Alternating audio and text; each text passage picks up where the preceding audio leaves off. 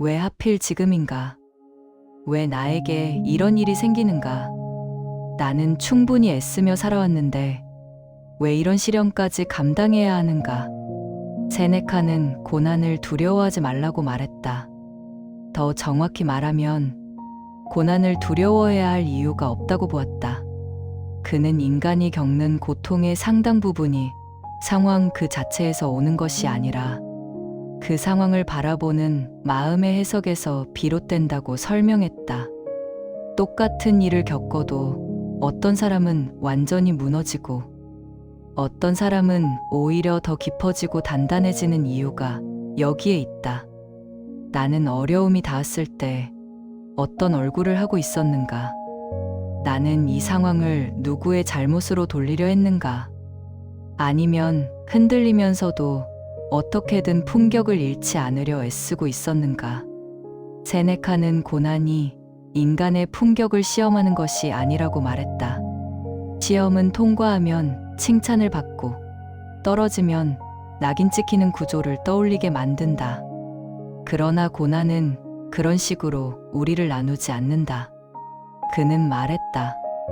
고난은 이미 그 사람 안에 쌓여있던 품격을 표면 위로 끌어올리는 역할을 한다고.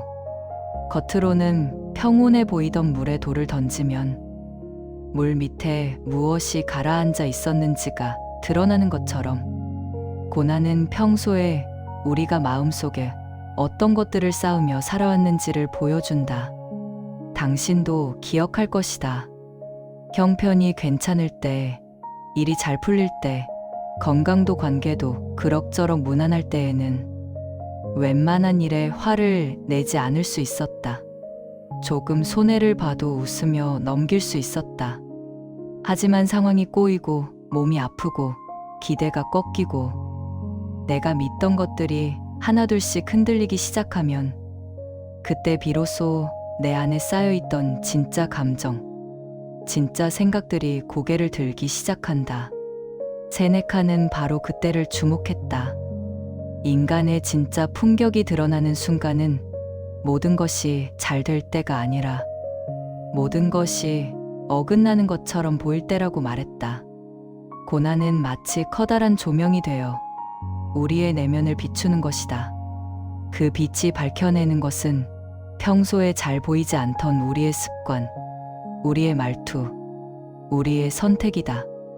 그래서 그는 평온할 때 인격을 다듬지 않으면 어려울 때는 이미 늦는다고 말했다. 고난이 닥쳐온 순간에 급히 품격을 준비하려 해서는 안 된다는 뜻이다. 고난은 우리가 미처 준비할 틈을 주지 않고 찾아오기도 하기 때문이다. 여기서 잠시 당신의 지난 날을 돌아보라. 누군가가 당신에게 무례하게 굴었을 때, 당신의 노력을 알아주지 않았을 때, 억울함이 목구멍까지 차올랐을 때, 그 순간 당신은 어떤 선택을 했는가? 그 자리에서 크게 소리를 질렀는가? 아니면 깊은 상처를 안은 채 아무 말도 하지 못하고 돌아섰는가? 혹은 마음이 흔들리면서도 나답게 반응하기 위해 잠시 숨을 고르려 했는가? 세네카는 말한다. 그 선택 하나하나가 바로 당신의 품격이라고. 품격은 멋진 말이나 화려한 이미지를 통해 만들어지는 것이 아니다. 아무도 보지 않는 것 같지만 사실은 누구보다 나 자신이 뚜렷하게 바라보고 있는 그 순간, 그때 내가 취하는 작은 선택들이 모여 품격이 된다. 지금 이 오디오를 듣고 있는 당신의 얼굴에도 분명 누군가에게 쉽게 말하지 못했던 고난의 흔적들이 있을 것이다.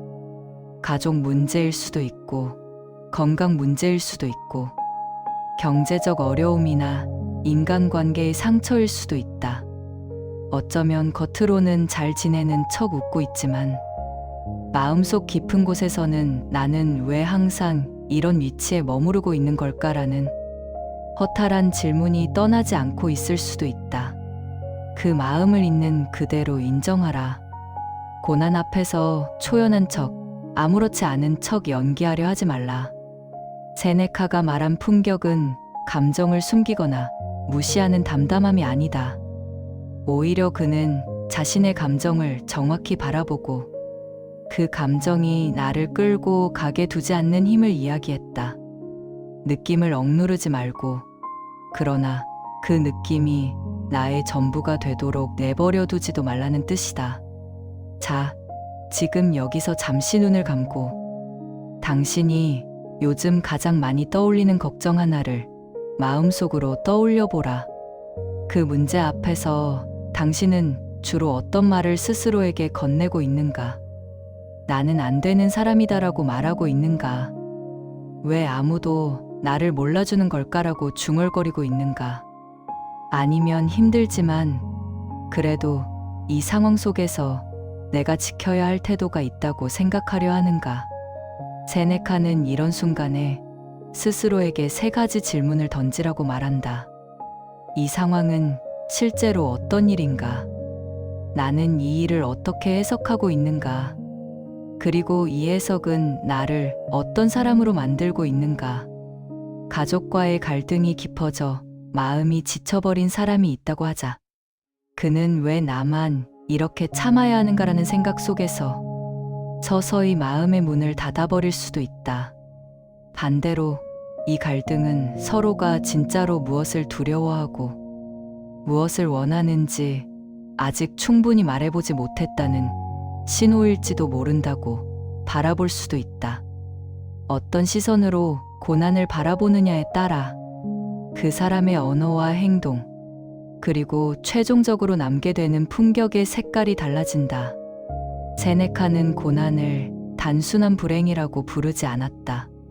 그는 그것을 인간다움을 더욱 선명하게 드러내는 계기라고 보았다. 마치 조각가가 딱딱한 돌덩이를 두고도 그 안에 이미 숨어 있는 형상을 보고 칼을 대듯, 고난이라는 조각칼이 우리 삶을 스칠 때 겉으로 보기에는 아프고 불편하지만 그 과정 속에서 이전에는 알지 못했던 나의 깊이, 나의 단단함, 나의 상처까지 드러난다. 그리고 그 모든 것을 정직하게 바라볼 때 비로소 이전보다 더 입체적인 나라는 존재가 완성되어 간다. 지금 이 순간 당신의 마음 깊은 곳에서는 어떤 목소리가 들리는가? 그만 포기하라. 이제는 더 버티기 힘들다라는 목소리일 수도 있고, 나는 왜 이렇게 약한가라는 자책의 소리일 수도 있다. 그 목소리를 억지로 잠재우려 하지 말고 조용히 들어주라. 그러고 나서 이렇게 물어보라. 그럼에도 불구하고 나는 어떤 태도를 선택하고 싶은가? 이 고난이 지나간 후 나는 어떤 사람으로 기억되고 싶은가? 세네카는 이렇게 말했다고 상상해보라. 고난은 당신에게 명령하지 않는다. 다만 당신이 어떤 선택을 내리는지 지켜보고 있을 뿐이다. 당신이 분노를 선택할 수도 있고, 원망을 선택할 수도 있고, 조용한 단단함을 선택할 수도 있다. 고난은 그 선택을 통해 당신의 품격이 어떤 모양을 띠고 있는지 보여줄 뿐이다. 그러니 고난 앞에서 완벽한 사람이 되려고 애쓰지 말라. 울컥하는 감정을 부정하지 말라. 인간이라면 누구나 흔들린다. 세네카 역시 수많은 모순과 상실을 겪으며 흔들렸던 사람이다. 품격이란 흔들리지 않는 사람이 되는 것이 아니다. 흔들리는 그 순간에도 나는 무엇을 끝까지 놓지 않을 것인가를 선택하는 힘이다. 고난이 닿는 순간, 인간의 마음은 대부분 2가지 반응을 보인다. 첫 번째는 저항이다. 벌어지고 있는 일을 부정하고 싶고, 이 상황을 어떻게든 되돌리고 싶고, 이 고통을 누가 만들었는지 원인을 찾아 분노하고 싶은 마음이 일어난다. 2번째는 도피이다. 모든 감정을 마비시키고 아무것도 느끼지 않으려 하거나 상황을 외면한 채 시간이 그냥 지나가기를 바라며 스스로를 닫아버리는 것이다. 이 둘은 어느 쪽이든 마음을 더 지치게 만든다. 세네카는 바로 이 지점에서 중요한 통찰을 준다. 그는 고난을 외부에서 오는 폭력이 아니라 우리가 자신의 내면을 바라보게 하는 기회라고 말한다. 그 말은 고난을 만나면 가장 먼저 해야 할 일은 상황 통제가 아니라 마음 관찰이라는 뜻이다. 우리가 고난 속에서 가장 먼저 해야 할 일은 감정을 억누르는 것도, 감정에 휩싸여 허우적거리는 것도 아니다. 그것은 감정이 어디에서 시작되는지 천천히 들여다보는 것이다. 지금 내가 느끼는 분노는 진짜 이 사건 때문에 시작된 것인가? 아니면 오래전부터 내 안에서 쌓여있던 상처가 이 사건을 계기로 표면으로 올라온 것인가? 지금 느끼는 두려움은 실제 위험 때문인가? 아니면 나는 실패하면 안 된다라는 오래된 믿음이 부서질까 봐 떨고 있는 것인가? 막연한 불안은 지금의 고난 때문이 아니라 나는 누군가에게 인정받아야만 가치 있다는 생각이 흔들리면서 발생하는 것일 수도 있다. 세네카는 이렇게 말했다고 전해진다. 마음이 먼저 무너지면 삶 전체가 무너진다. 그래서 고난의 순간에는 외부 사건을 바꾸려고 하기보다 내 마음이 무엇을 붙잡고 흔들리고 있는지를 먼저 살펴야 한다. 마음이 흔들리는 방향을 정확히 보아야 그 다음에야 상황을 어떻게 해석할지 선택할 수 있기 때문이다. 그는 우리가 감정의 주인이 아니라 감정의 노예가 되는 순간 고난이 우리를 넘어뜨린다고 했다. 그러나 감정을 있는 그대로 바라보고 이해할 수 있다면 우리는 그 감정을 지나갈 수 있는 힘을 얻게 된다. 여기서 중요한 점은 마음을 살피는 일이 결코 나약함이 아니라는 것이다. 오히려 마음을 들여다보는 행위야말로 가장 용기 있는 일이다. 고난의 순간에 대다수 사람은 외부 세계를 탓하거나 문제를 해결하기 위한 행동만 찾는다. 그러나 자신의 내면을 가만히 마주보는 사람은 많지 않다. 내면을 마주보는 일은 생각보다 더 어렵기 때문이다. 그 안에는 내가 인정하고 싶지 않았던 모습들, 나를 오랫동안 괴롭혀온 부족함들, 어쩌면 내가 평소에 모른 척하며 지나쳤던 상처들이 숨어 있기 때문이다. 그러나 마음을 제대로 바라볼 수 있는 사람만이 세네카가 이야기한 고난 속 품격을 드러낼 수 있다. 그러니 당신도 지금 겪고 있는 고난을 있는 그대로 꺼내어 마음의 책상 위에 올려놓아 보라. 마치 소중한 물건을 천천히 살펴보듯이 그 고난을 바라보라. 이 고난을 통해 나는 어떤 모습으로 드러나고 있는가? 나는 이 문제를 두려워하고 있는가? 아니면 통제할 수 없는 상황이 부어서 분노하고 있는가? 사람들의 시선이 두려워서 흔들리고 있는가? 혹은 내가 붙잡고 있던 신념이 흔들려서 혼란스러운가? 마음을 이렇게 하나씩 살펴보면 당신은 발견하게 될 것이다. 고난은 당신의 모든 것을 파괴하지 않는다. 다만 당신의 마음 깊은 곳에 무엇이 있었는지를 보여줄 뿐이다. 그리고 이 다음 단계는 마음의 해석을 선택하는 일이다. 세네카가 가장 강조한 것은 동일한 사건이 우리의 선택에 따라 전혀 다른 의미를 가진 경험으로 바뀐다는 점이다. 사건은 사건일 뿐이다.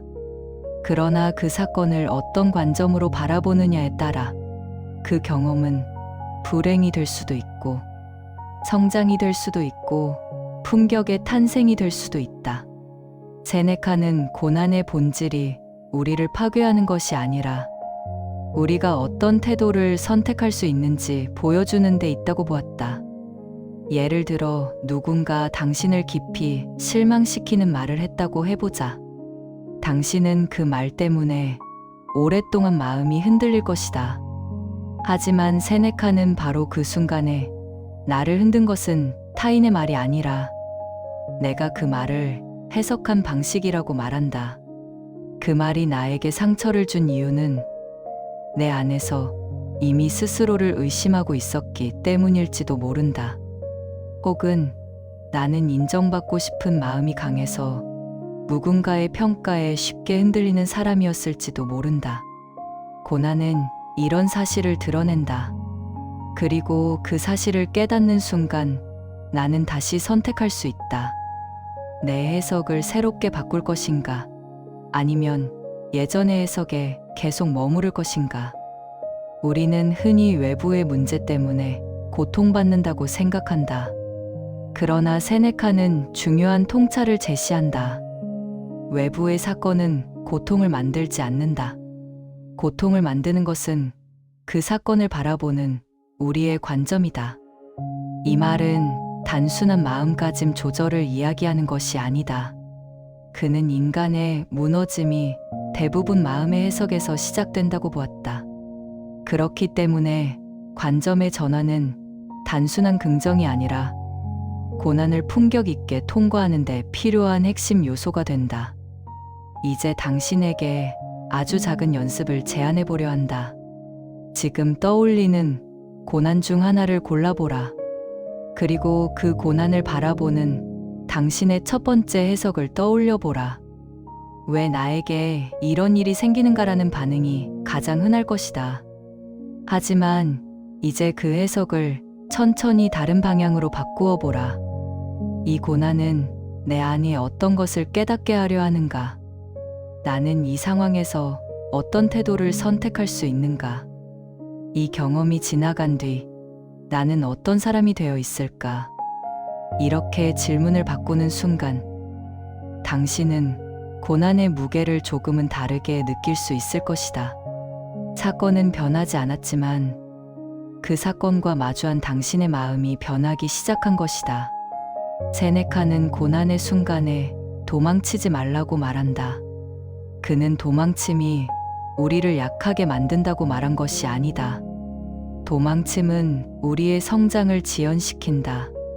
고난 속에서 가장 중요한 진실들이 모습을 드러나는 그 순간, 우리가 눈을 돌리면 그 진실은 다시 마음의 어둠 속으로 숨어버린다.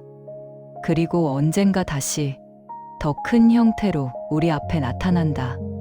세네카는 진짜 용기란 고난을 정면으로 응시하는 것이라고 말했다. 그것은 공격적인 태도가 아니다.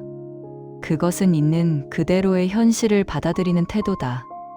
어떤 사람은 고난을 만나면 크게 흔들리고 어떤 사람은 비교적 단단하게 버틴다. 이 차이를 만들고 있는 것은 감정의 강도가 아니다. 사람마다 감정의 강도는 크게 다르지 않다. 차이를 만드는 것은 자신의 감정을 바라보는 능력이다. 감정을 즉시 행동으로 옮기지 않고 그 감정이 어디서 왔는지 잠시 살펴보는 사람은 고난을 다른 방식으로 통과할 수 있다. 분노가 올라오면 나는 지금 왜 이렇게 화가 나는가라고 물어볼 수 있다. 두려움이 밀려오면 내가 잃을까봐 두려워하는 것은 무엇인가라고 묻는 것이다. 이렇게 감정을 바라보는 태도는 고난을 품격 있는 성장의 기회로 바꾼다. 그리고 이 성장의 과정에서 반드시 기억해야 할 점이 있다. 세네카가 말한 품격은 사람들 앞에서만 드러나는 외형적 미덕이 아니라 오롯이 스스로에게 정직한 내면의 과정이라는 점이다. 그는 이렇게 말했다고 전해진다. 고난은 타인의 시선을 모두 걷어내고 인간을 자기 자신 앞에 홀로 세운다. 사람들의 평가가 필요 없어진 그 자리에서 우리는 어떤 선택을 하는가?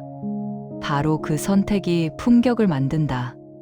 당신도 그런 순간을 경험한 적이 있을 것이다. 아무도 모르는 자리에서 매우 혼란스럽고 외로운 밤에 스스로에게 이렇게 묻고 싶었던 순간, 나는 왜 이렇게까지 힘든가? 나는 왜 이렇게 흔들리는가? 그 순간이야말로 품격이 자라나는 자리가 될 수 있다.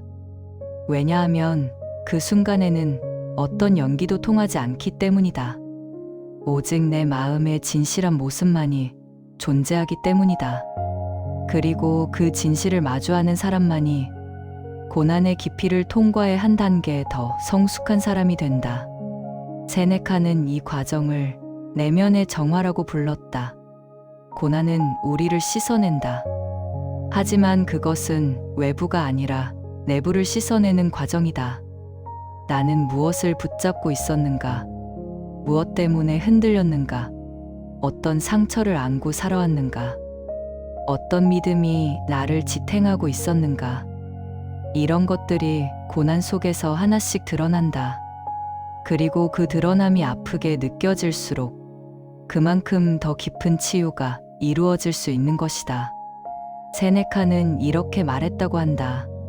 고난은 인간을 부수는 것이 아니라 인간이 어떤 사람으로 남을지를 결정하게 만드는 순간이다. 이 말은 단순히 멘탈을 단단히 하라는 뜻이 아니다. 고난은 우리의 가치, 믿음, 태도, 그리고 행동을 다시 정렬하게 만드는 힘을 가진다. 그 힘 앞에서 우리는 어떤 사람으로 서 있을지 다시 선택하게 된다. 그리고 그 선택이 쌓여 결국 품격이라는 이름으로 남는다. 고난을 통과하고 나면 대부분의 사람은 이렇게 말한다. 그때는 너무 힘들었지만 지나고 보니 내가 어떤 사람인지 더 잘 알게 되었다. 혹은 그 시련이 없었다면 나는 지금의 나로 성장하지 못했을 것이다. 이 말 속에는 중요한 진실이 담겨 있다. 인간은 고난을 통해 자신의 깊이를 알게 된다. 평온한 시기에는 알 수 없는 내면의 잠재력, 내가 어떤 것을 가장 두려워하는지, 어떤 신념을 가장 소중히 여기는지, 그리고 어떤 상황에서도 놓치고 싶지 않은 나만의 중심은 무엇인지가 고난을 통해 드러난다. 당신의 삶에서도 그런 경험이 있었을 것이다. 지나고 보니 그 아팠던 순간이 오히려 나를 더 단단하게 만들었던 경험. 누군가에게 상처받은 기억이 오히려 관계를 바라보는 눈을 더 성숙하게 만든 순간. 실패라고 생각했던 일이 결국 새로운 길을 열어준 순간. 세네카는 고난을 그렇게 바라보았다. 고난은 우리를 흔들지만 그 흔들림 속에서 우리는 더 깊은 뿌리를 내린다. 그러나 여기서 한 가지 중요한 질문이 남는다. 도대체 무엇이 품격 있는 성장을 가능하게 만드는가? 고난을 겪는다고 해서 모두 품격을 갖추게 되는 것은 아니다. 어떤 사람은 고난을 겪고 더 예민해지고, 더 다쳐버리고, 더 단단한 벽을 쌓는다. 반면 어떤 사람은 고난을 겪고 더 너그러워지고, 더 유연해지고, 더 깊어진다. 그 차이는 무엇을 선택했는가에서 비롯된다. 고난 앞에서 우리는 세 가지 선택지를 마주한다. 첫째, 상처 속에서 머무는 선택이다. 고난을 통과한 뒤에도 사람은 종종 그 고난의 언어를 계속한다. 나는 피해자다. 나는 운이 없다. 이런 일은 나에게만 일어난다. 이런 해석과 언어는 고난 이후의 삶까지 어둡게 만든다. 마음이 갇혀버리면 고난은 끝났어도 고난 속에 사는 것과 다름이 없다. 둘째, 고난을 잊으려는 선택이다. 사람들은 흔히 고통을 빨리 지워버리고 싶어 한다. 아무렇지 않은 척하며 다 괜찮아졌다고 말한다. 그러나 고난을 억지로 지우는 순간 그 고난은 내면 깊은 곳에 잠복해 있다가 언젠가 다시 모습을 드러내곤 한다. 고난을 잊어버리려는 마음은 품격을 세우지 못한다. 왜냐하면 고난에서 배운 것이 없기 때문이다. 셋째, 고난을 이해하고 새롭게 정리하는 선택이다. 이것이 바로 세네카가 품격의 길이라고 말한 선택이다. 고난을 통해 나는 무엇을 잃었는가, 무엇을 얻었는가, 어떤 신념이 깨졌는가, 어떤 신념이 새롭게 생겨났는가, 나는 어떤 상처를 안고 있었는가, 그리고 나는 지금 어떤 사람이 되고 싶은가. 이런 질문을 통해 고난을 재정립하는 사람은 그 경험을 성장으로 전환한다. 그 과정은 쉽지 않지만 바로 그 지점에서 품격이 탄생한다. 세네카는 고난을 견디는 사람에게 세 가지 선물이 주어진다고 보았다. 첫째는 침착함의 힘이다. 고난을 통과한 사람은 작은 문제 앞에서 쉽게 흔들리지 않는다. 왜냐하면 그는 이미 더 큰 폭풍을 견뎌본 사람이다. 고난이 지나간 뒤 그는 삶을 전혀 다른 시각으로 바라볼 수 있다. 예전에는 크게 느껴졌던 일들이 이제는 작은 파도처럼 보인다. 마음의 중심이 깊어진 것이다. 둘째는 타인을 이해하는 마음이다. 고난을 경험한 사람은 타인의 고통을 가볍게 말하지 않는다. 그는 아픔이 얼마나 무거운 것인지, 눈에 보이지 않는 상처가 어떤 파장을 만드는지 알고 있다. 그래서 그는 더 따뜻해지고, 더 조심스러워지고, 더 깊이 듣는 사람이 된다. 이따금 우리는 이런 사람을 보고 이렇게 말한다. 저 사람은 마음이 깊다. 그 깊이는 고난을 정직하게 통과한 사람만이 갖게 되는 것이다. 셋째는 자기 자신을 다시 선택하는 힘이다. 고난은 자신을 잃게 만드는 것처럼 보이지만 오히려 자기 자신을 더 명확히 알게 한다. 무엇이 나에게 정말 중요한지, 내가 절대 포기하고 싶지 않은 것은 무엇인지, 어떤 사람으로 살고 싶은지 선명해진다. 고난 속에서 스스로를 다시 선택하는 사람은 이전보다 더 단단한 삶의 방향을 갖게 된다. 세네카는 말했다. 고난은 인간의 품격을 만들어내지 않는다. 다만 이미 그 안에 존재하고 있던 품격의 윤곽을 드러낼 뿐이다. 그렇다면 이 말은 결국 이렇게 이어진다. 당신은 이미 품격을 가지고 있는 사람이다. 다만 그 품격이 어떤 형태인지, 어떤 색인지, 어떤 깊이를 가졌는지는 고난이라는 빛 아래에서 비로소 드러날 뿐이다. 고난은 당신을 무너뜨리기 위해 오는 것이 아니다. 당신이 누구인지 더 잘 알게 하려 오는 것이다. 그리고 그 깨달음을 마주한 순간, 당신은 이미 이전의 당신과는 다른 사람이 되어 있다. 그 사실을 잊지 말라. 당신은 지금 고난을 통과하며 품격을 세우고 있는 중이다.